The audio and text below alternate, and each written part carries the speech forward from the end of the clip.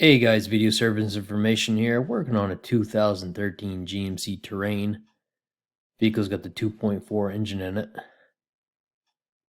The vehicle's got around 118,000 miles on it. The customer was complaining that the vehicle stalled and wouldn't restart. It was towed to the shop. Hooked up the scanner on it. We found a P00110, which is an intake camshaft position actuator solenoid valve. Then we found a P0011 intake camshaft position system performance, P0013 exhaust camshaft position actuator solenoid valve control circuit, then a P0016 camshaft position intake.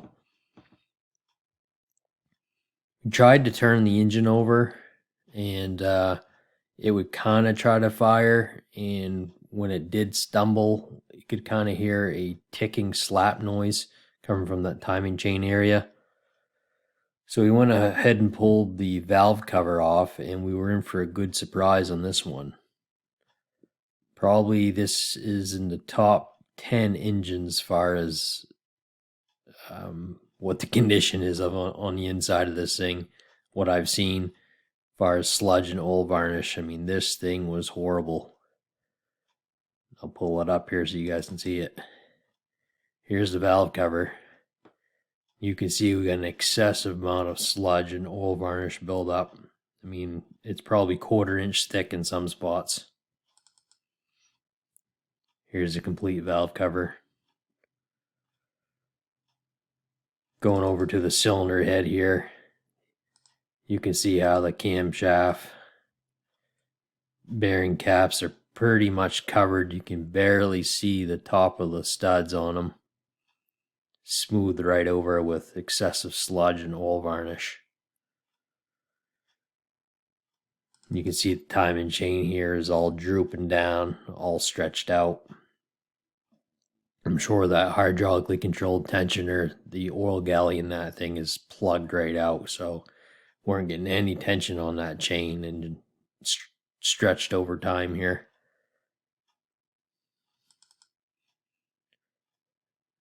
Another photo of this thing here, excessive sludge. Pretty much in a case like this, I mean, this thing is so filthy on the inside. The cost to rebuild this thing and get this thing cleaned out definitely outweighs just replacing it. It's definitely not worth rebuilding. You'd have to put this in a hot tank and clean every single part, and then still you would have a hard time getting some of the oil galleys on the inside. And with 118,000 miles on it, is definitely just worth replacing this whole thing. So it's going to need a long block. Recommend it also replacing the valve cover on this thing too, because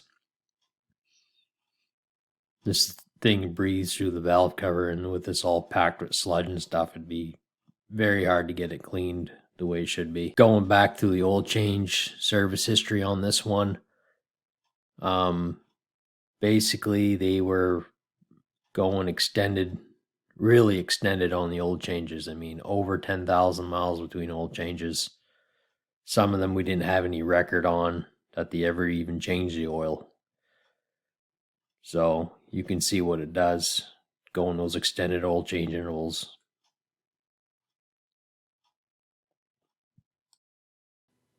Thanks a lot for watching, guys, and don't forget to subscribe and hit the bell to get notified every time I put up a new video. Have a good one.